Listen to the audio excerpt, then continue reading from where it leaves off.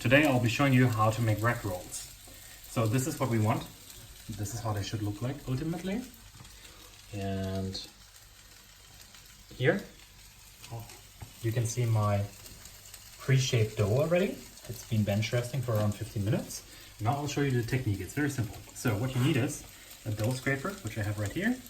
Just a little bit of flour, not too much, just like this basically.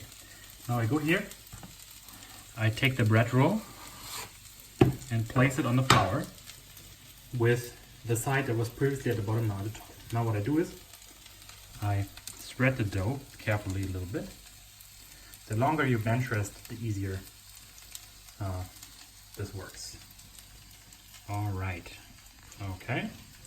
Now just place the dough like this, and what we want is we want the sides to stick to each other. So what I do is I go here and flap this over.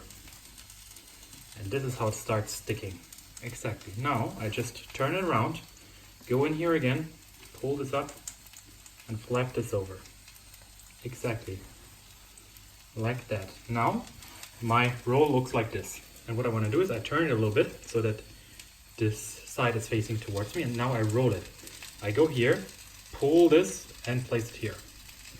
The less flour you use, the easier it works. Pull and do like this. Keep doing like this. Gently press it in. That's it.